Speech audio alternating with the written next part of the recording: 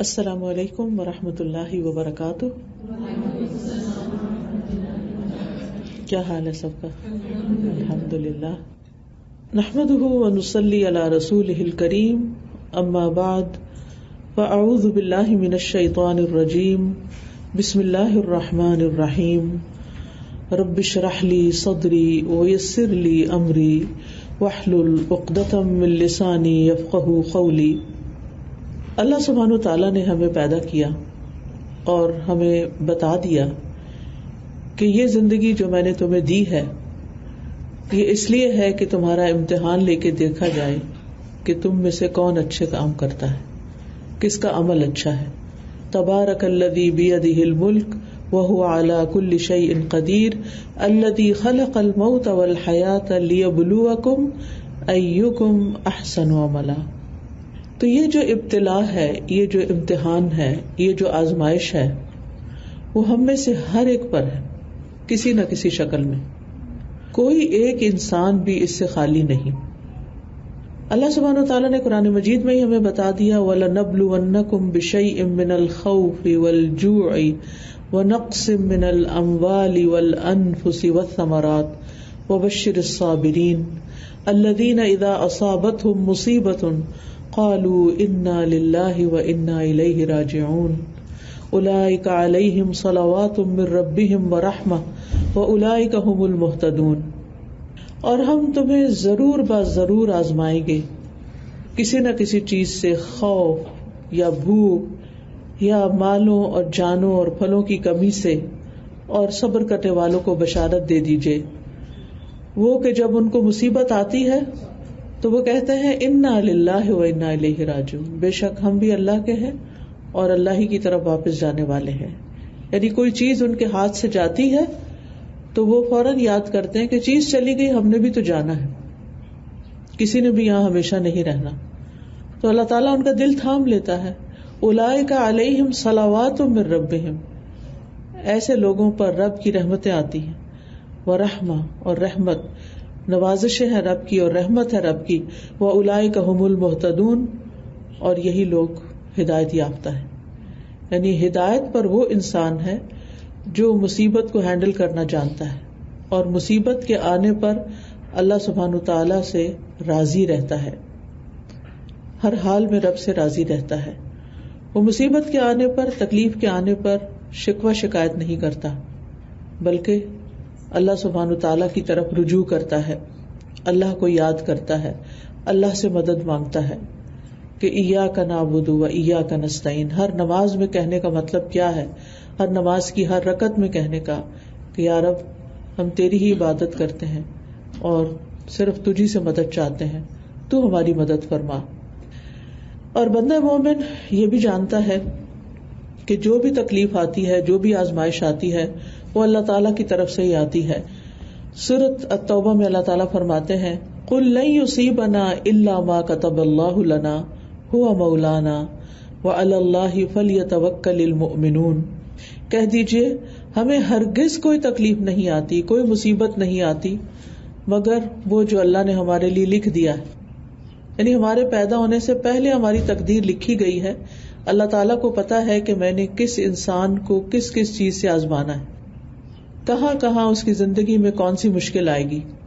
ہوا مولانا, وہی ہمارا مولا ہے. وعلی اللہ فلیتوکل المؤمنون, اور مومنوں کو اللہ پر ہی بھروسہ کرنا چاہیے. یعنی جب مصیبت آ جائے تو پھر اللہ ہی کی طرف رجوع اور اللہ ہی پر توکل, اور اس بات کی امید اور انتظار کہ اللہ تعالیٰ ہی اس مشکل کو آسان فرمائے گا.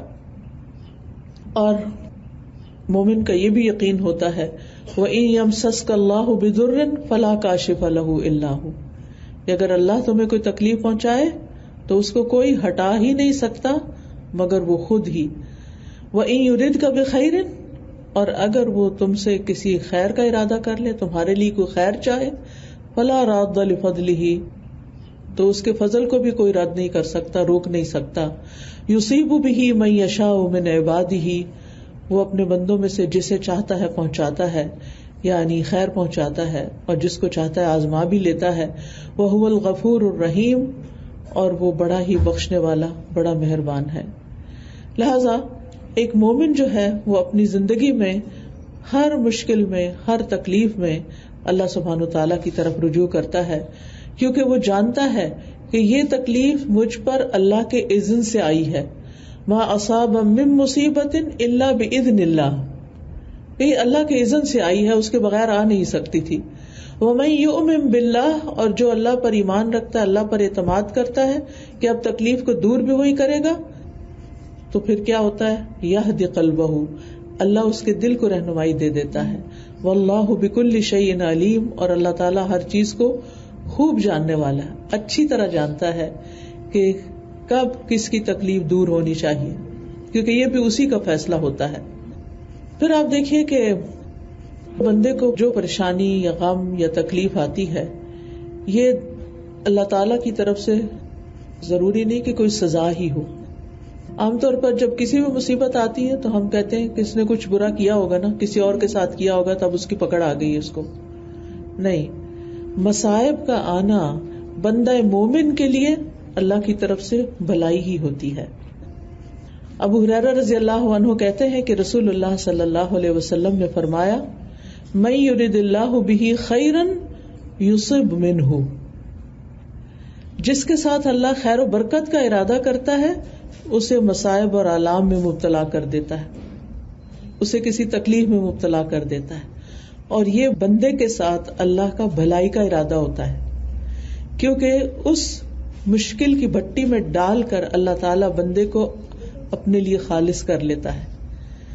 جب تک کوئی تکلیف نہیں آتی تو انسان خوشحالی میں کبھی اپنے مال و دولت پر اعتماد کرتا ہے، کبھی اپنے بہن بھائیوں پر، کبھی ماں باپ پر، کبھی بچوں پر، کبھی کسی عہدے پر، یعنی دنیا کی چیزوں کی طرف انسان دیکھتا رہتا ہے کہ میں نے اپنا فیوچر سیکیور کر لیا ہے، میرے پاس یہ اور یہ ہے تو میرے لیے کوئی مشکل نہیں ہے.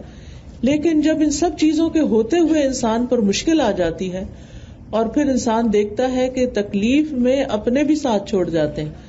یہ بھی زندگی کی ایک بہت بڑی حقیقت ہے کہ وہ تمام لوگ جو آپ کے آس پاس ہوتے ہیں، آپ سے بڑی محبتوں کا اظہار کرتے ہیں، بعض تکلیفیں ایسی ہوتی ہیں کہ جس میں وہ آپ کو بھول ہی جاتے ہیں، بلکہ انٹینشنلی دور ہو جاتے ہیں کہ اب ہمیں ان کے لیے کچھ کرنا نہ پڑے.